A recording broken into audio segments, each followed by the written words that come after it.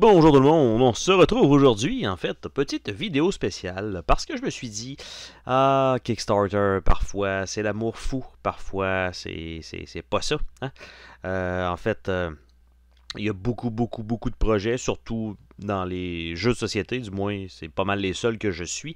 Parfois on a des bonnes nouvelles comme avoir des buts atteints, des stretch goals, on va dire de façon gratuite. Évidemment, je le fais entre guillemets parce que au final, on paye quand même parfois un peu plus cher que ce qui va sortir en magasin, parfois un peu moins cher. On a, en fait, là, le fait est que les prix sont en US, en dollars US souvent. Donc, pour nous, le taux de conversion au Canada est vraiment très ordinaire.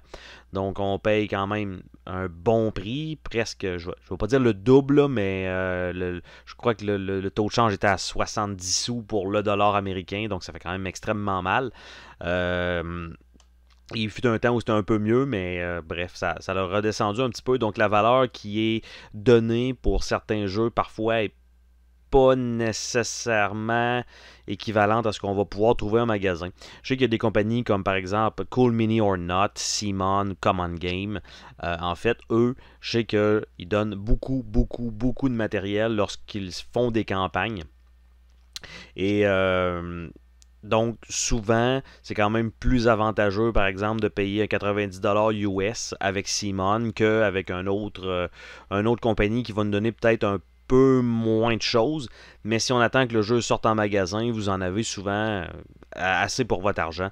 Donc, tout dépendant, je vous indiquerai pas comment suivre des campagnes Kickstarter, quelles prendre ou lesquelles ne pas prendre. Aujourd'hui, ce que je voulais faire, en fait, c'était les 5 fois où j'ai perdu de l'argent avec Kickstarter, parce que malgré tout, parfois, même si je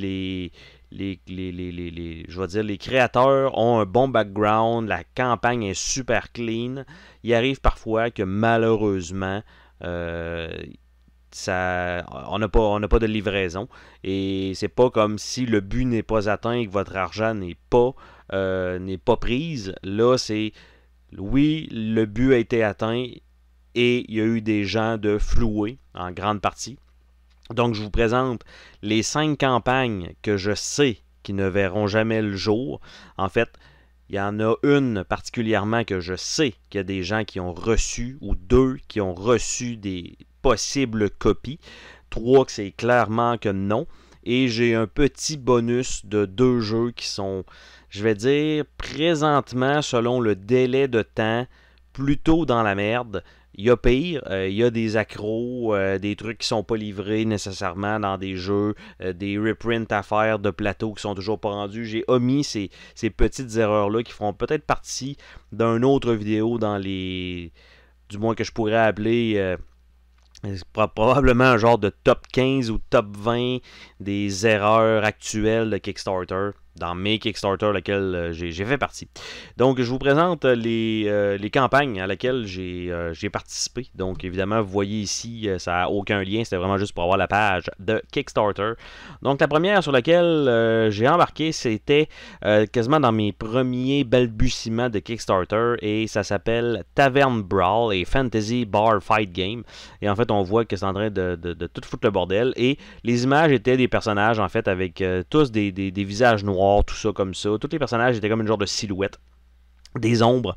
Et le jeu a quand même récolté 40 850$ avec 727 personnes. La dernière mise à jour, comme vous voyez, date du 19 décembre 2018. Donc, avant de vous montrer un peu c'est quoi le jeu, je vous présente un peu l'histoire. Donc, le Kickstarter a été, je crois que c'était 2016. Ça, c'est plate qu'on ne peut pas voir nécessairement la date. Peut-être en bas du projet, on va voir. Donc, la date était, il me semble que c'est aux alentours de 2016. Donc, ça fait déjà quand même, peut-être même 2015, peut-être même 2014, je me rappelle même pas. Ça fait très longtemps. Et en fait, le créateur du jeu, la campagne a bien fonctionné avec beaucoup de stretch goals atteints. Avec des add-ons aussi qu'on a pu ajouter, des sacs, des bocs à bière et tout ça. Et finalement, eh bien, le jeu a mis un peu plus de temps que prévu à se rendre chez les gens. Il y en a qui l'ont reçu. La qualité était correct, mais il y a eu quelqu'un qui a soulevé le point en disant moi j'ai juste reçu le jeu de base. Et là, à partir de là, c'est là que ça a parti en couille parce que finalement le créateur avait uniquement fait les jeux de base. Les paquets qui ont été envoyés manuellement, on va dire ça comme ça, ont été, en fait, vu que ça n'a pas passé par des groupes de transport. C'était vraiment, parce qu'il y en a qui sont spécialisés là-dedans, là, Quarter Master Logistique et des trucs comme ça. Donc, c'était vraiment pas ça. Et au final, les paquets n'étaient pas assez affranchis, donc ils ont été retournés. Il a fallu qu'ils repayent, ça a été renvoyé. Bref, beaucoup de gens n'ont pas reçu leur copie. Il y a peut-être, je vais dire, 50 des 727 peut-être qui ont reçu en réalité leur copie. Et ça s'est mis à mal aller. Là, après ça, à mal aller. Avec la nouvelle de le dire qu'il s'est marié tout de suite après, c'était pas... on s'entend que c'est pas l'idéal, mais il y a eu un mariage, là on se demande est-ce que l'argent a passé là-dedans. Ils ont acheté une maison, après ça, sa femme est tombée enceinte ou elle était déjà enceinte. Et là, finalement, il a décidé de faire les stretch goals et tout ça. Il les avait dans son garage, bien sûr, et il disait je vais envoyer les jeux de base à tout le monde et par la suite je vais envoyer les stretch goals. Résultat, semblerait qu'il y a eu un feu ou un ouragan et il a absolument tout perdu le matériel, ce qui fait que les personnes qui ont reçu la boîte de base, c'est les seuls qui l'ont reçu, les autres l'ont jamais reçu, y compris moi évidemment dans le lot. Tous les stretch goals ont été détruits s'ils ont déjà été créés. On se garde quand même toujours une petite suspicion là-dessus. Et au final, la personne a dit « Je continue d'envoyer des jeux le plus régulièrement que je peux. J'ai un deuxième, un troisième travail pour être sûr de réussir. » Mais au final, il n'y a pas vraiment de jeu qui est apparu chez personne. Après ça, il y en a qui ont demandé « Est-ce qu'on peut te donner de l'argent supplémentaire pour nous envoyer le jeu? » Il y en a qui ont fait des virements supplémentaires. Ils n'ont jamais reçu le jeu. Par la suite, il y avait un insert qui devait servir, qui était en bois fait par, je ne me souviens plus quelle compagnie. Et au final, il y a des gens qui ont acheté ça à 40$ US. Ça n'a jamais été livré non plus.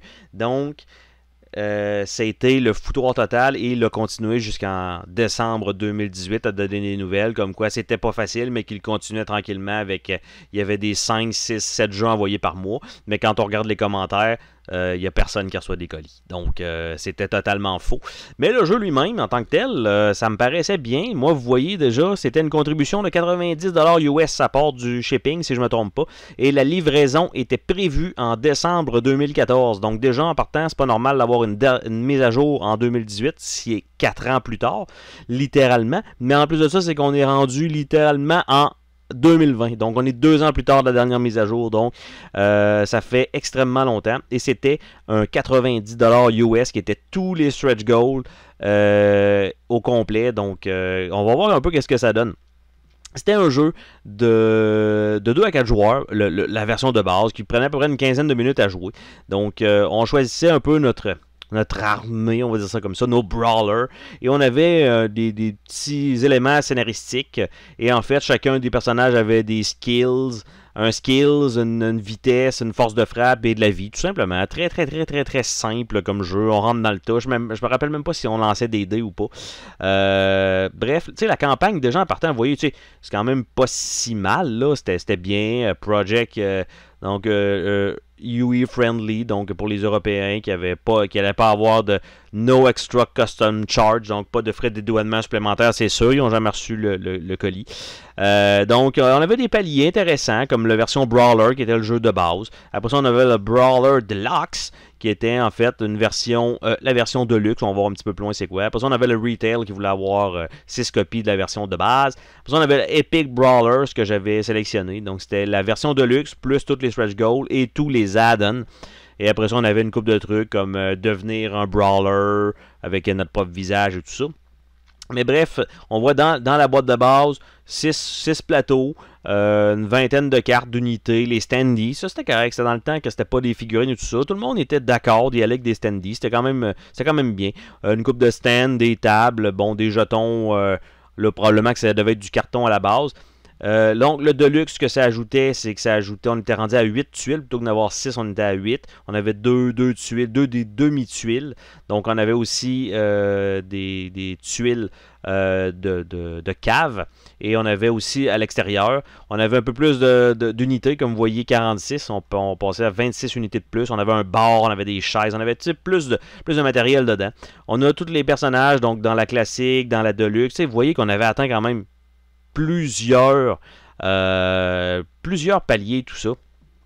Donc, avec les combinaisons, les stretch goals, donc qui ont été donnés, on vous donne une promo, on vous donne telle chose, on vous donne telle chose. On a, en fait, un standy de Barry et tout ça. Vous voyez, on avait, la campagne était bien menée. On avait des super bons trucs. Après ça, on a eu les add-ons. On pouvait ajouter un genre de mini-jeu avec des drunk dice, des player screen pour cacher la vie des personnages, des jetons en acrylique, des murs pour mettre autour de la taverne. On avait un boc en céramique, un t-shirt, on avait des expansions, un jeton commémoratif. Bref, tout ça, tout ce bordel-là, comme c'est des add-ons, n'ont jamais vu le jour, je pense, ça n'a jamais été printé. Et en fait, c'est ce que ça donnait. Donc, tu sais, c'était bien rempli, en fait, comme campagne. C'est sûr que c'était le premier jeu. Ils ont essayé de le revendre par la suite quand ça s'est mis à mal aller. Je me rappelle pas à quelle compagnie. Finalement, on n'a pas eu de nouvelles comme quoi, d'après moi, ça n'a pas été repris.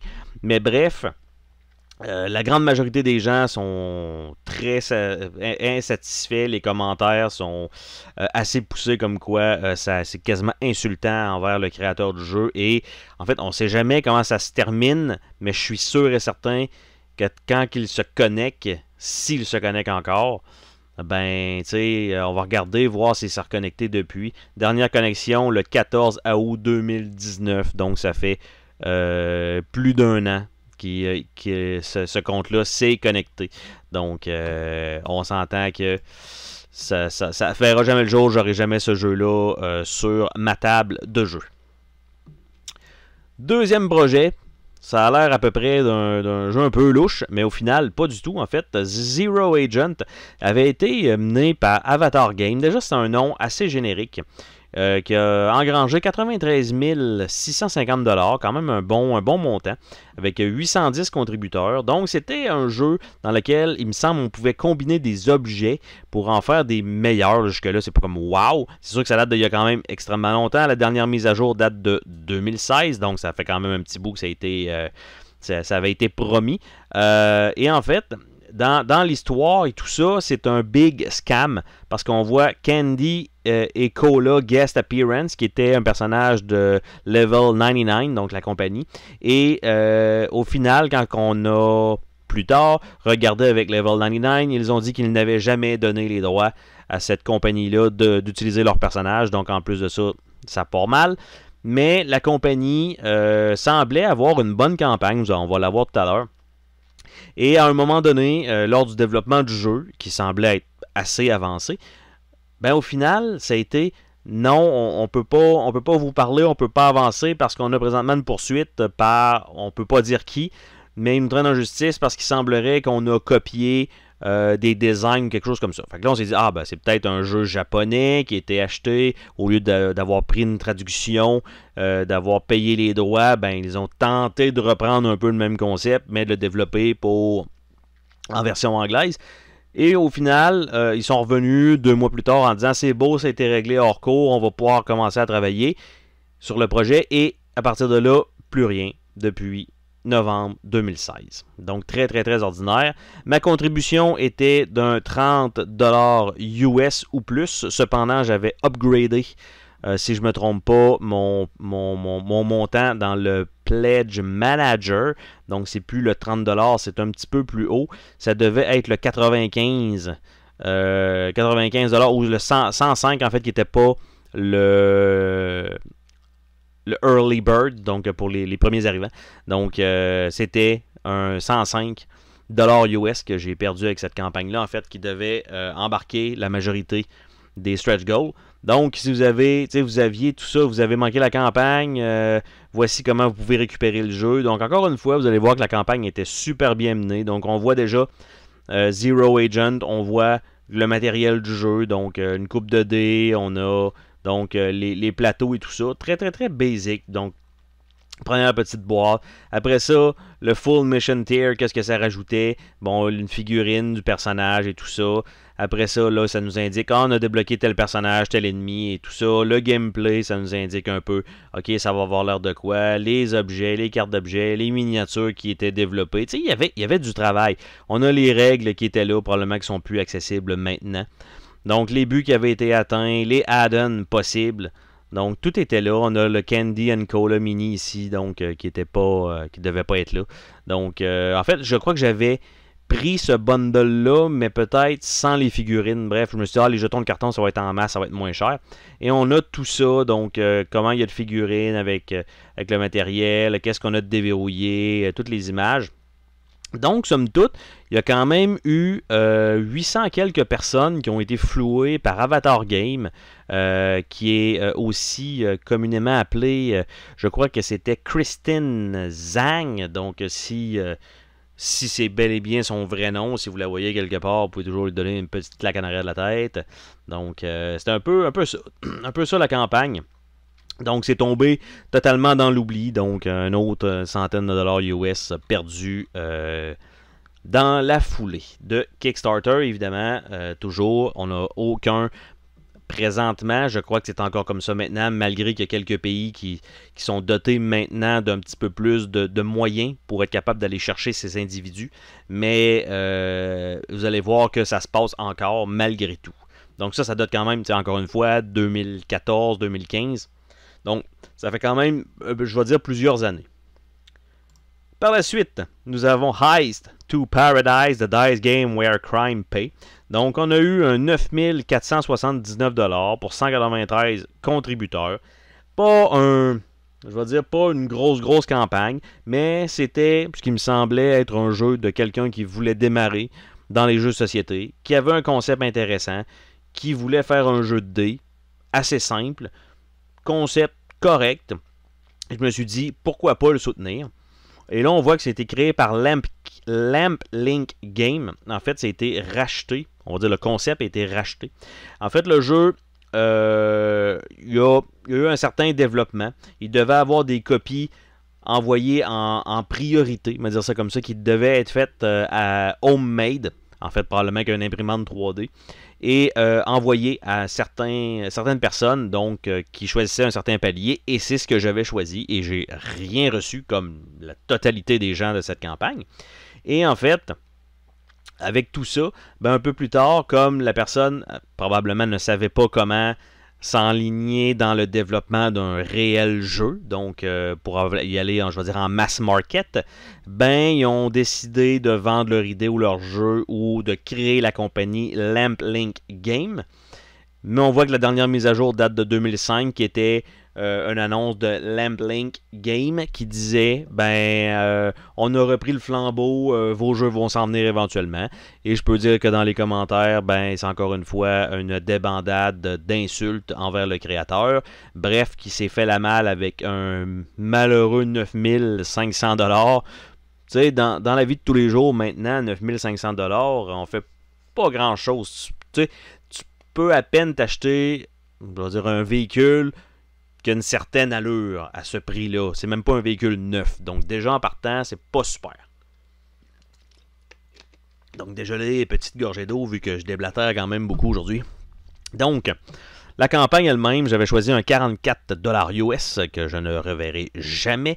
Et c'était une copie du designer, donc qui devait être...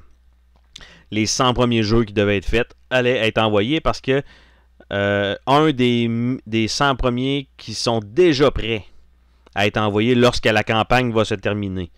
Et évidemment, on devait avoir des jetons en plastique et tout ça. Et les copies, il semblerait qu'ils n'étaient pas prêtes, parce que j'ai rien reçu. J'ai reçu fuck all. Donc, le jeu lui-même, vous voyez qu'il y avait quand même des composantes. 1 à 9 joueurs, comment c'est joué, on choisit quelle carte on veut essayer de résoudre, on lance les dés, on regarde si on a notre résultat, on gagne de l'argent. Très, très, très basic. C'était pas wow. Et il y a quand même eu Undead Viking, qui a quand même fait une vidéo dessus, qui est quand même un reviewer connu, qui a reçu, lui, une copie. Et il l'a fait Et personne n'a reçu d'autres copies. Là. Donc, on a ça. Donc, on voit dans la boîte les dés qu'on devrait avoir, le nombre de cartes, les jetons, tout ça. Là, un timer, donc marqué police. Au pire, même s'il n'est pas marqué dessus, c'est pas grave. Et là, on avait les petits loot case, qui était la version Deluxe, donc avec des petits joyaux pour remplacer probablement les dollars à l'intérieur. En fait, ici, pour remplacer ces petits jetons-là. Et au final, ça s'est jamais rendu. Vous voyez qu'il y a quand même des reviews, là. Il y a des boîtes et tout ça, là. Ça s'est promené, là. Il y en avait des prêtes. Donc, il y a eu un stretch goal d'atteint qui était d'avoir écoutez, c'est pas énorme, là. L'imprimer de l'intérieur de la boîte avec une image. C'est très, très, très basic, mais c'était ce qui était le premier truc atteint. Une chance qu'on n'avait pas atteint l'autre. Hein? On aurait peut-être eu des jetons de plastique. Bref, on a eu fuck all. Mais tu sais, il y avait déjà un certain plan. Il y avait une campagne, il y avait un Facebook, un Twitter. On pouvait le suivre sur Board Game Geek.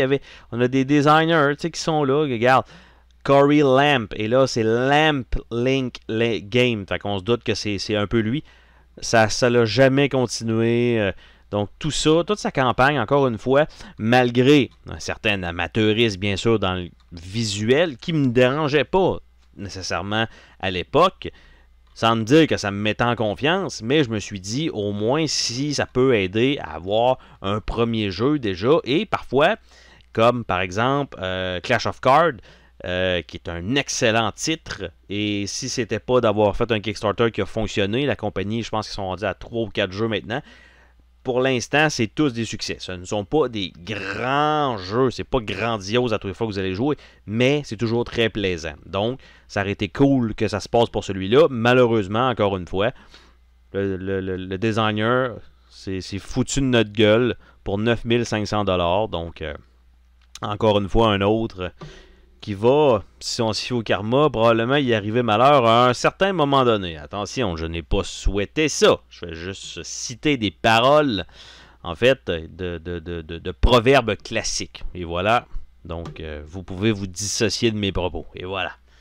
Par la suite, il y a eu la campagne de There She Is, The Official Card Game. Donc, un 10 966$, pas encore une fois un gros montant, contrairement à ce qu'on a vu en début de vidéo, avec 310 contributeurs. Là où ça fait un peu mal, c'est que c'est la compagnie Insanity Game. Insanity Game avait fait une première campagne d'un premier jeu dont le nom m'échappe, mais que je possède. Donc, je me suis dit, bon, ok, pourquoi pas. Après ça, ils ont fait une deuxième campagne pour un autre jeu. En fait, je crois que c'était There She Is, mais... Donc au final, c'est pas qu'il y avait il y avait pas assez de personnes qui allaient embarquer dans la campagne et tout simplement ça a été cancellé. Donc ils ont annulé la campagne en se disant on n'atteindra pas notre but, on abandonne tout ça. Ils ont sorti un troisième jeu. En fait, ils ont lancé une campagne pour un troisième jeu qui a fonctionné. Donc le but a été atteint. Lorsque cette campagne était en train de se faire, et en fait, la façon dont Kickstarter fonctionne maintenant, c'est que tu ne peux pas lancer deux campagnes. On dit ça de même, là, mais deux campagnes en même temps. Ben, en fait, en même temps. C'est tant qu'il y en a une, qu'il n'y a pas quelqu'un qui a reçu un jeu, tu ne peux pas lancer une autre campagne. Même si tout le monde n'a pas reçu le jeu, c'est pas grave. C'est dès qu'il y a une personne qui a reçu le jeu, aussi le bateau qui contient les jeux, vous avez un tracking, vous pouvez lancer. Il va y avoir une finalité à tout ça. On va dire ça comme ça. Malgré qu'il y a quand même certaines surprises qui vont s'en venir très bientôt. Mais en gros, ils avaient fait donc un premier jeu. La deuxième, c'était There She Is qu'ils ont cancellé. Ils ont fait un troisième jeu, donc qui n'était pas une reprise de cette campagne-là. Et pas longtemps après, ils ont lancé encore une fois la campagne de There She Is pour une deuxième fois. Donc, étant leur deuxième jeu, mais donc, c'était leur quatrième campagne par défaut. Et à ce moment-là, le but a été atteint avec 117% atteint. C'est pas énorme, contrairement à ce qu'on peut voir, mais il semblerait que c'est tiré d'un animé japonais. Et en fait, le concept était quand même assez intéressant. Donc, si je descends un petit peu, j'avais une contribution assez faible de 28$ US, malgré que c'est encore une fois une perte à peu près d'une quarantaine de dollars. Et en fait, c'était donc un tiré d'un animé, comme j'ai dit. Et en fait, je me rappelle même pas c'est quoi le but du jeu. Je sais qu'on a des personnages, on a des cartes objets qu'on voit là, on a des signes positifs, négatifs. Il faut essayer d'attirer, en fait, son amour, tout simplement, pour réussir à gagner le cœur probablement du chat alors qu'on est un lapin. Bref, on a un mode coopératif, un mode challenge. En fait, non, même pas. C'est coopératif plutôt. Qu'est-ce que je dis là? Je dis n'importe quoi. Donc, c'est challengeant et coopératif. Il y a une certaine histoire.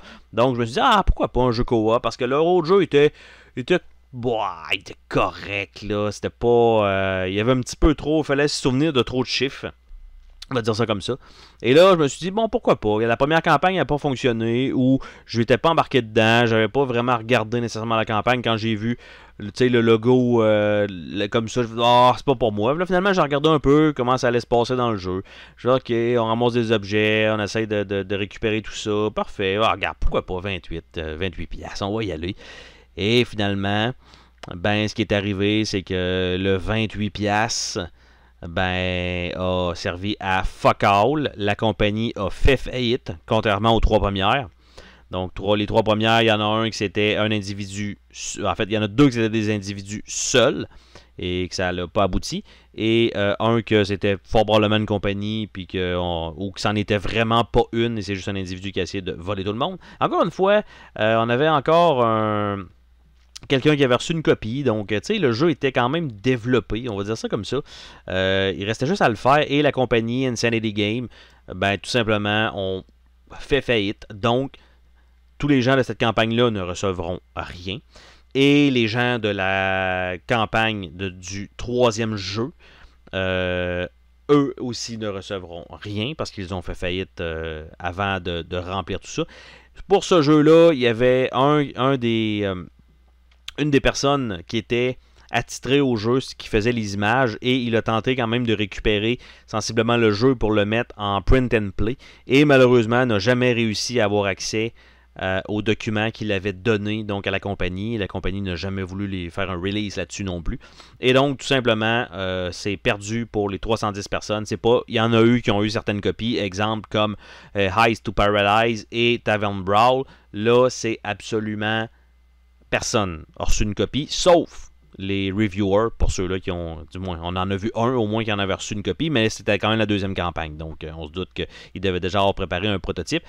Contrairement à Zero Agent qu'on avait un petit peu plus tôt, il n'y avait absolument aucun vidéo d'un reviewer. Fait que déjà en partant, quand il n'y a pas de review de personne, pas nécessairement de quelqu'un de connu, mais de personne, il faut, tu sais, ça veut dire qu'il n'existe pas une 2e copie, parce que normalement le créateur s'en garde une, bien sûr, mais ça veut dire qu'il y en a une 2e. Il n'a pas donné sa propre copie.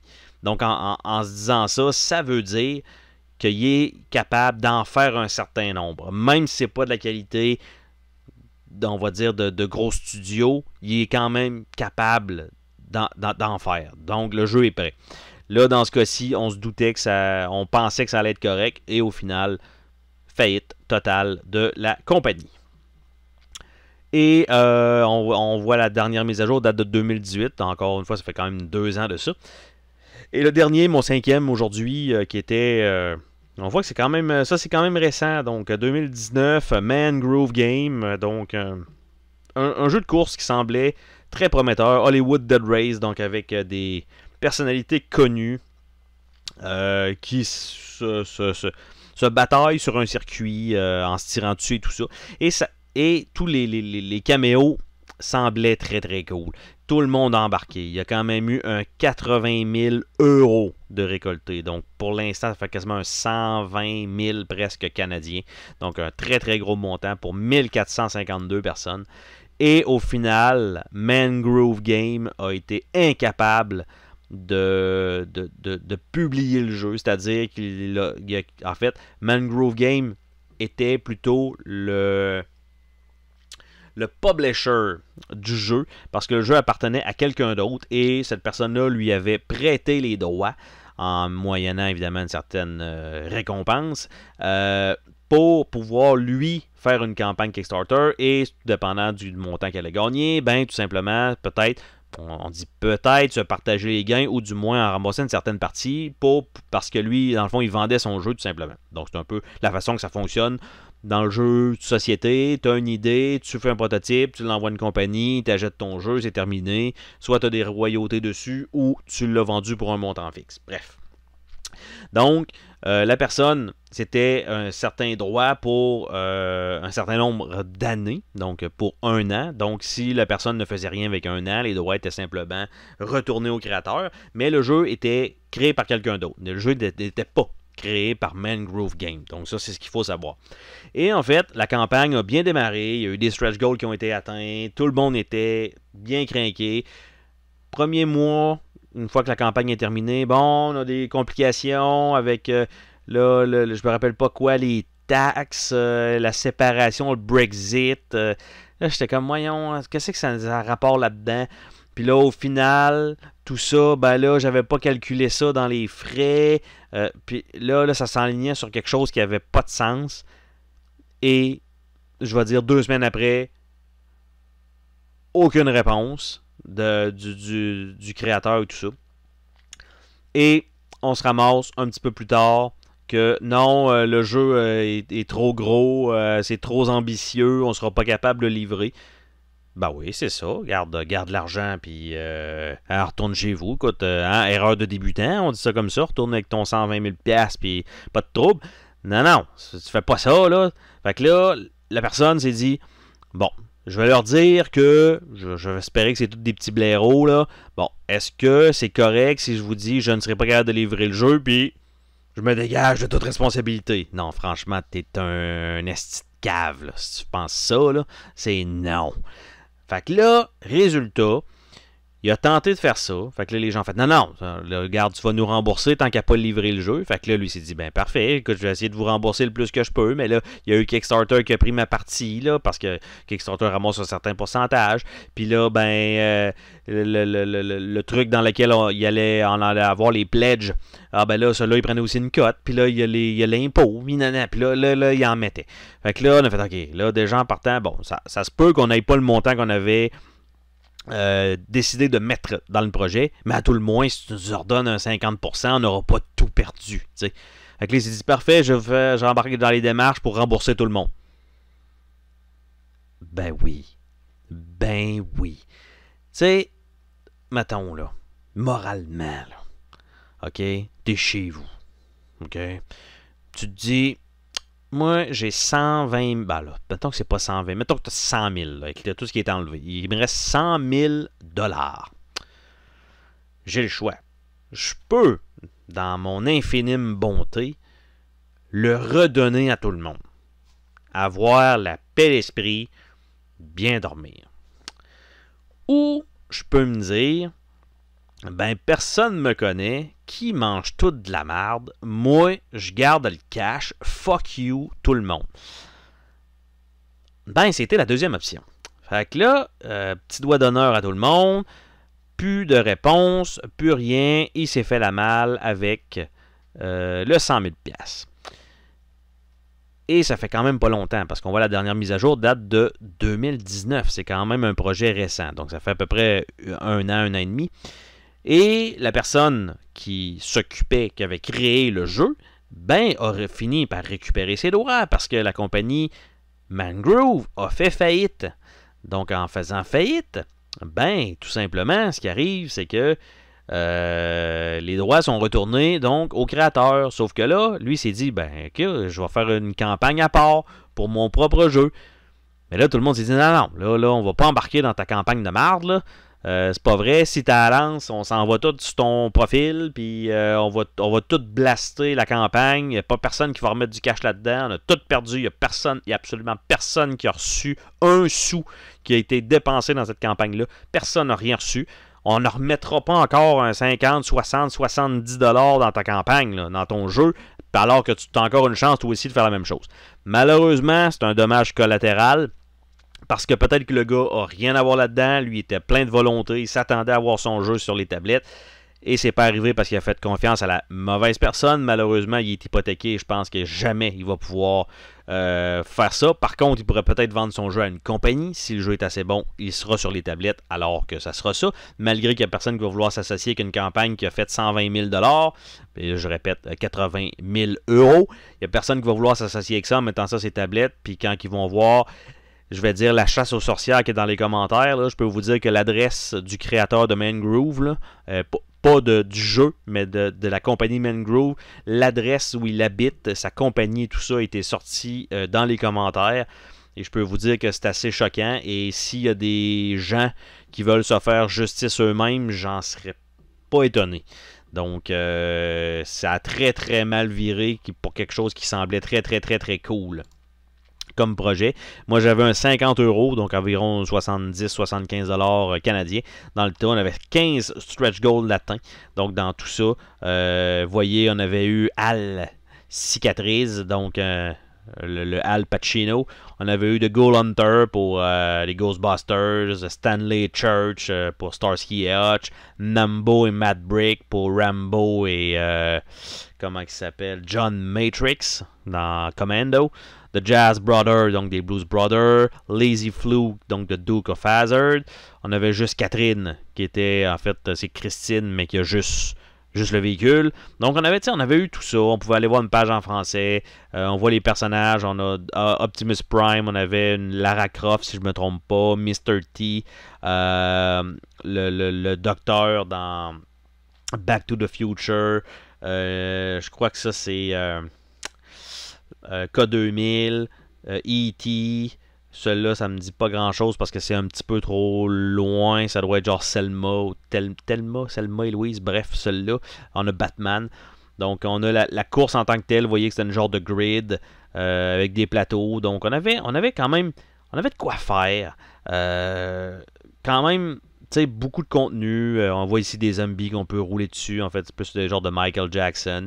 On a des marqueurs qu'on pouvait... On était dans les airs. On avait une exclusivité qui était le Finishator, qui est clairement le Terminator.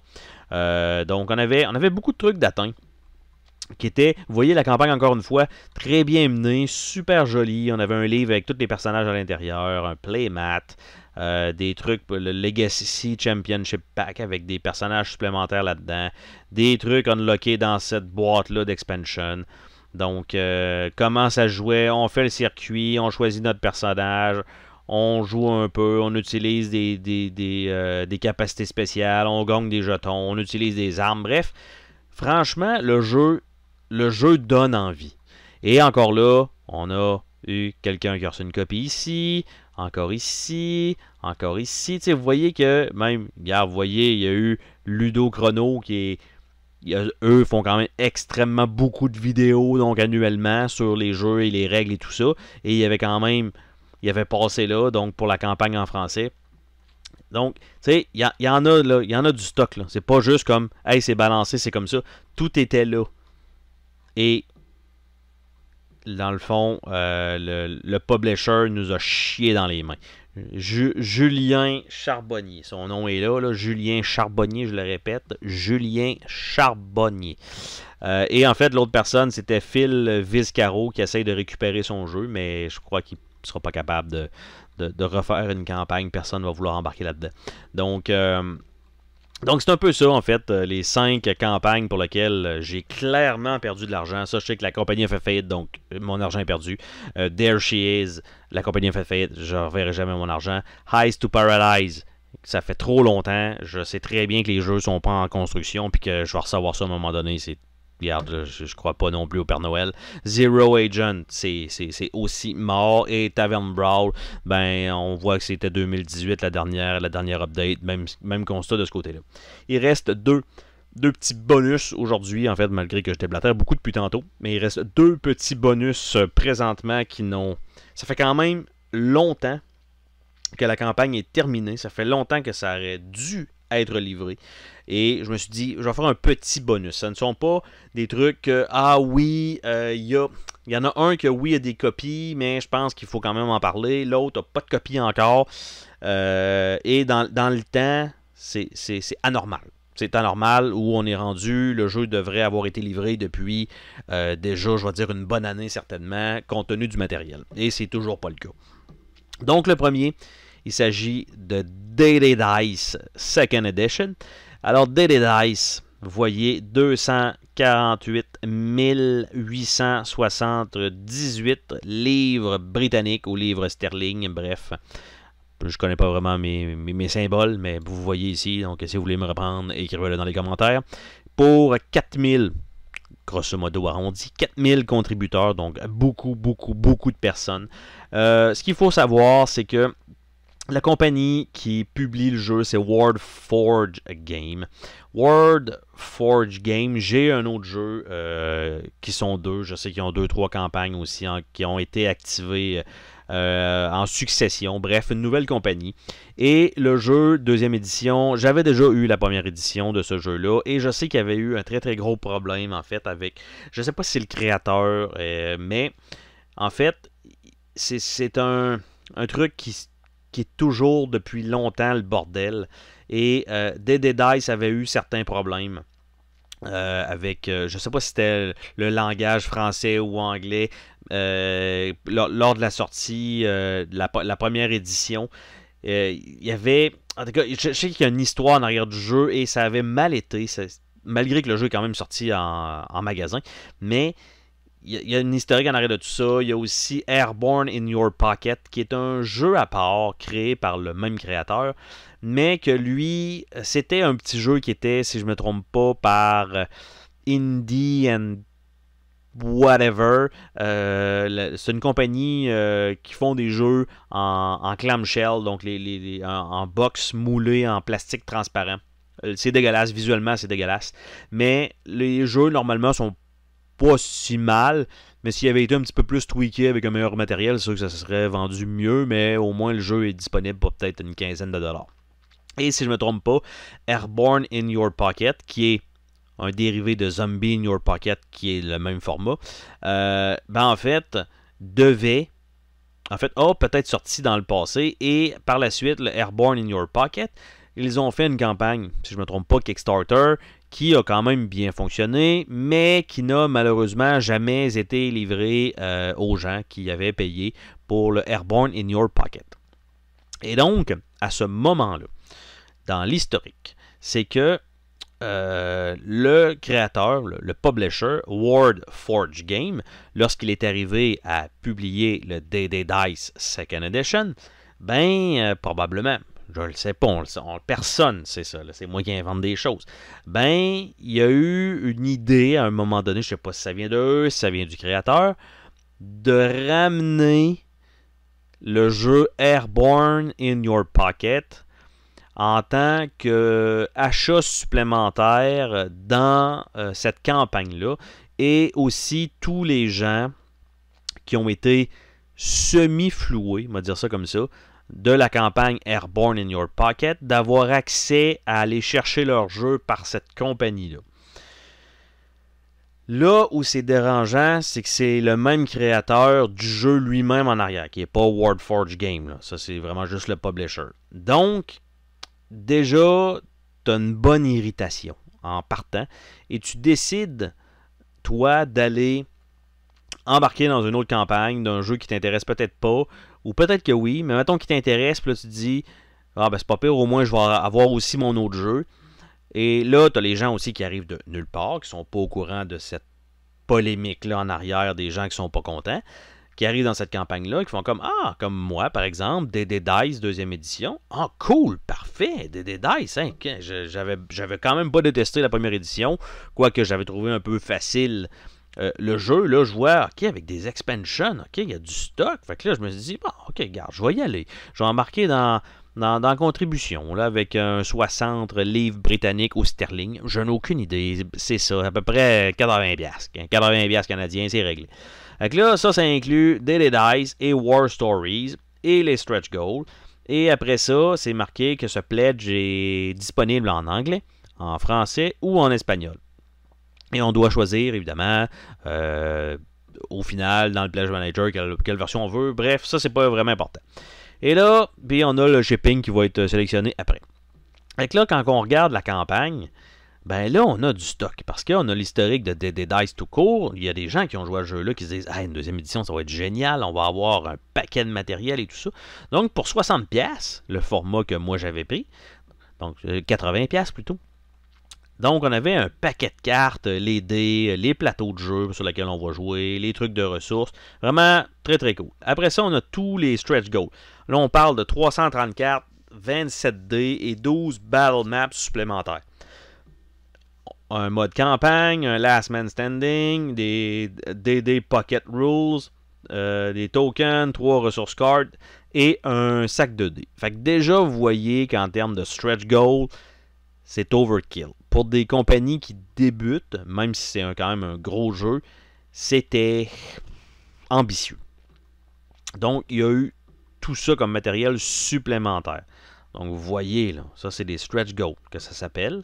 Donc, tout ça, là, tout ce que vous voyez là, ça c'est le War Story. Et ça, c'est dans la boîte de base. Donc, vous voyez le matériel. Et là, je vous montre le contenu supplémentaire. Vous voyez qu'il y a quelque chose qui cloche un petit peu. Et on a évidemment atteint les buts sociaux, donc avec Twitter et Facebook et tout ça. Et on a des niveaux de plus. Bon, évidemment, à 35, c'est juste le jeu de base. Après ça, on avait le Serviceman, qu'on pouvait mettre notre nom sur une carte. Après ça, on avait le Veteran Pledge, qui nous donne un trait, tout ça. Bref, 2-3 petites affaires de plus. Donc, tous les buts qui ont été atteints, vous voyez que ça a monté quand même pas mal avec le cash. Puis à un moment donné, on va avoir une section add-on. Stretch goal. Optional buy. Là, on arrive dans les petits bonus supplémentaires. Si vous voulez vous gâter, que vous avez un peu de cash sur le side, vous dites, moi, je vais acheter des trucs supplémentaires. Vous pouvez acheter un t-shirt, 2 couleurs. Vous avez des sets de dés supplémentaires. Vous avez des dés qu'on peut voir dans la noirceur.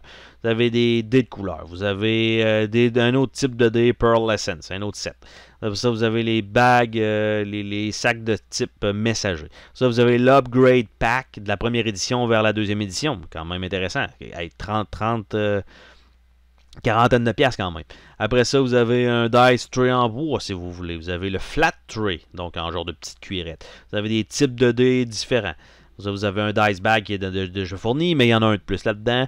Un art print, un solo play score, donc si vous voulez jamais vous voulez garder vos scores en solo. Et là, tu sais, tout ça, c'est des optional buy. Vous pouvez aussi racheter un DD Dice, ça devient dans le cas. Vous pouvez acheter War Story tout seul. Vous pouvez acheter Way to Hell Expansion Box Set. Vous pouvez acheter Got Mittens. Je ne sais sûrement pas comme ça que ça s'appelle. Donc, il contient une coupe de cartes là-dedans.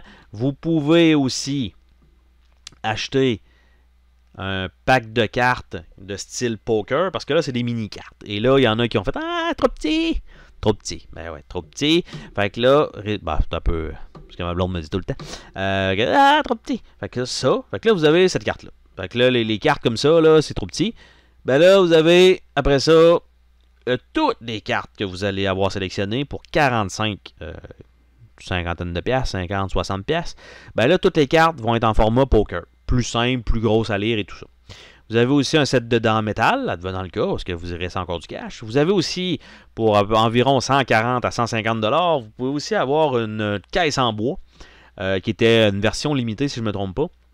Une caisse en bois pour tout mettre votre matériel dedans. Vous pouvez aussi avoir un truc, un tapis en néoprène, qui contient 9 battle maps séparés, donc qui est aussi le scénario Overlord, si je ne me trompe pas.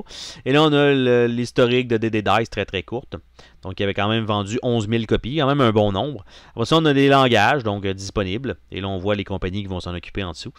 Là, on a évidemment une coupe de review de tout ça, la deuxième édition contre la première, comment ça se joue après le Kickstarter, et ça se finit là. Donc, beaucoup de matériel, super bien mené, comme vous voyez présentement.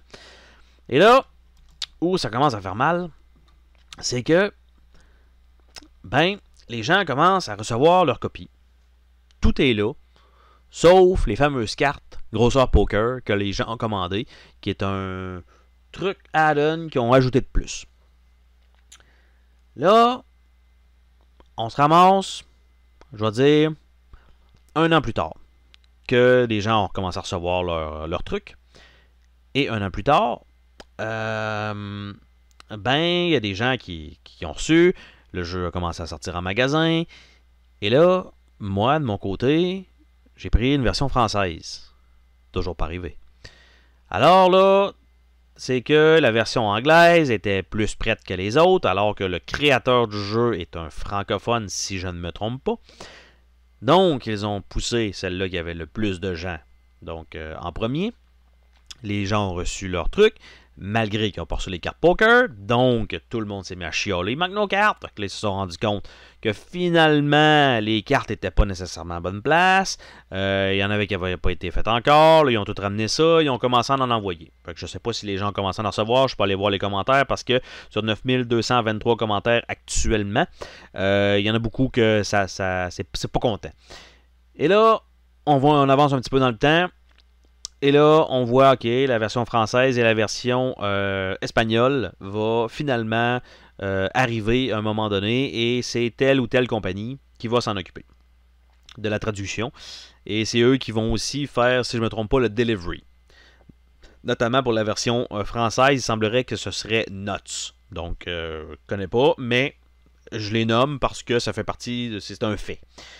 Et là, faut vous souvenir, ça fait à peu près peut-être bien une dizaine de minutes de ça. Je vous ai parlé de Airborne in Your Pocket. Eh bien, Airborne in Your Pocket, c'est un jeu à part. C'est pas une expansion. Ils ont tenté de nous amener ça quand tu rentres dans un bunker dans telle mission, tu peux sortir le jeu Airborne in Your Pocket et continuer dans ce jeu-là comme si tu étais rentré, par exemple, à l'intérieur du bunker. Chose qu'on ne voit pas dans DD Dice, par exemple. Donc, ça faisait une belle continuité, malgré que c'est pas le même jeu. Là. C'est pas les mêmes mécaniques. C'est un livre de règlement complètement différent. Et là, Nuts, on fait « Wow, là, vous nous avez payé pour traduire DD Dice et toutes ces expansions. Airborne in Your Pocket, ça fait pas partie du deal, c'est un autre jeu à part. » Donc, avec tout ça, ben, on le sait que Airborne in Your Pocket en anglais, ben, il s'est rendu là où il devait se rendre.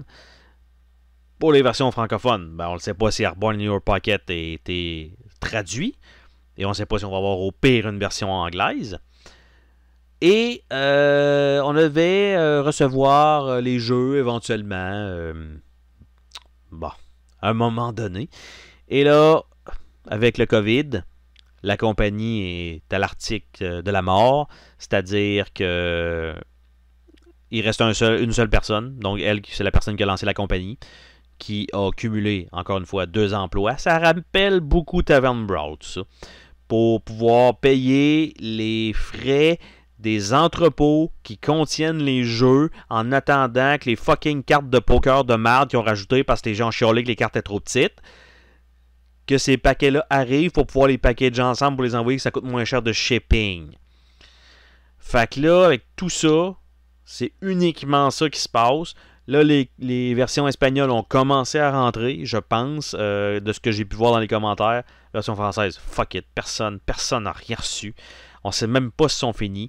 On sait même pas, il faut aller poker Nuts parce que le créateur de World Forge Game présentement, il va même plus là depuis le 2 août 2020. Fait que ça fait 3 mois qu'il a donné aucune nouvelle, aucun signe, ne serait-ce que c'est en processus. Fuck all, rien. Et il laisse ça tranquillement aller. Donc, on ne sait pas si on va avoir Airborne in Your Pocket. Au pire, on ne l'a pas.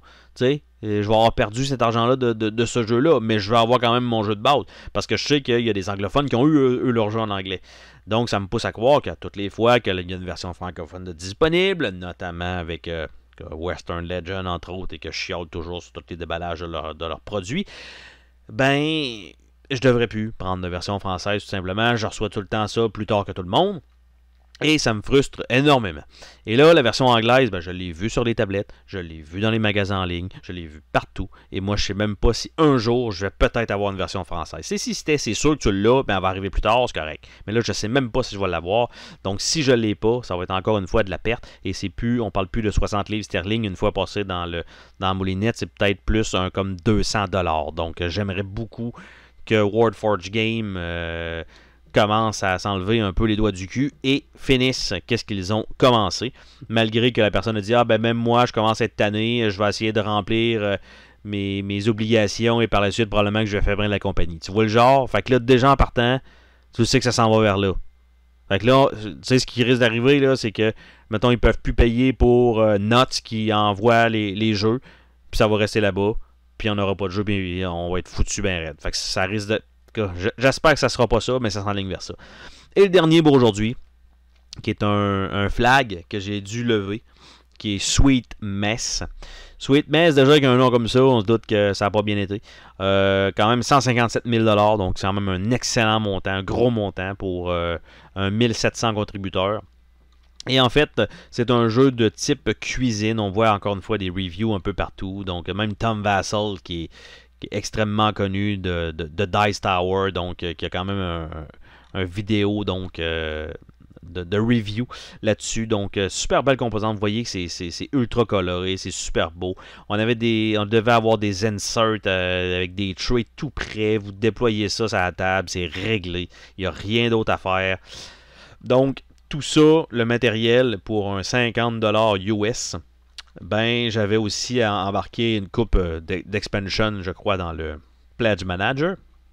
Et en fait, le gameplay, tout ça, c'est pas vraiment important. La seule chose, c'est que la campagne elle-même, malheureusement, malgré qu'elle a super bien été, ben le jeu est toujours pas livré. Ça doit faire à peu près 3 ans peut-être, ce qui est totalement anormal. Même chose pour en fait DD Dice, donc c'est trop long, c'est pas normal, et au final c'est erreur par-dessus erreur, par-dessus erreur, par-dessus erreur, par-dessus erreur, avec une petite erreur sur le site, plus une erreur, puis quand il déballe son colis, c'est une erreur. Fait que tu sais, c'est que des erreurs répétitives de on a envoyé ça au fournisseur, j'ai pris pour acquis que ça allait être correct, là finalement il reçoit ça, ah non les couleurs sont pas bonnes, renvoie, ah le jeton je vais me dire que c'est correct, ah je vais le regarder 3 mois plus tard finalement pour être sûr que c'est correct, là il est trop tard, faut qu'ils se refassent faire, tu sais, c'est tout le temps comme ça, puis là il devait en plus additionner 2 jeux ensemble pour une compagnie de shipping pour que ça soit plus facile, donc lui devait finir un peu plus tard, en fait, au même moment qu'une autre campagne qui avait démarré plus tard parce que les composants, il y en avait moins dans l'autre. Au final, c'est pas arrivé. Fait que là, il faut qu'il paye encore une fois des frais pour garder l'autre en place en attendant d'avoir celui-là. Mais lui, on n'a même pas vu encore une boîte se faire ouvrir en disant voici le matériel dedans. On a vu quelques petites composantes ici et là séparées. Donc, il en manque. Et là, l'affaire, c'est que, encore une fois, les gens ont tenté de se faire justice eux-mêmes. Ils sont allés sur les Facebook, ils sont allés sur Twitter, quasiment d'aller cogner à la maison. Hey, ton jeu, je veux l'avoir ou je veux que tu me rembourses. Parce que tu ne l'as pas livré, ça fait trop longtemps.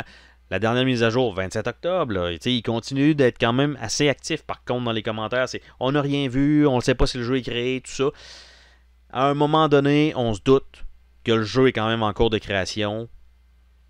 Parce qu'on voit des petites affaires de temps en temps, on donne le bénéfice du doute, c'est quand même 157 000 $, il y a quelqu'un qui a sacré son camp avec 9 000 $ dans les projets, fait que 157 000, on s'entend que c'est un peu plus alléchant. Par contre, là où le flag est levé, c'est que ça fait trop longtemps, il y a beaucoup trop d'erreurs, fait qu'on se doute que normalement, c'est pas des erreurs de débutants, mais il semblerait que oui. En plus de ça, il semblerait que c'est un prête-nom parce qu'il y a comme 3 compagnies séparées. Fait que, mettons, je vais dire Big Kid Game, tu aurais Big Adult Game, puis tu aurais Big Man Game, par exemple. Fait que c'est 3 compagnies qui peuvent lancer 3 jeux en même temps sur Kickstarter.